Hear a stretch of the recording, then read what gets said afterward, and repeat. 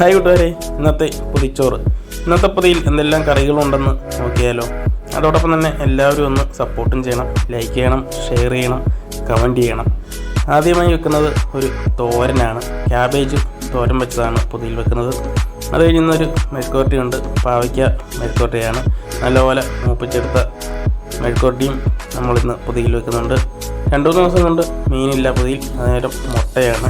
2-3 ദിവസവും കൊണ്ടും ഇപ്പം മുട്ട പൊരിച്ചതാണ് പൊതിയിൽ വെക്കുന്നത്. അങ്ങനെ ഒരു മുട്ട പൊരിച്ചതും പൊതിയിൽ വെക്കുന്നത്.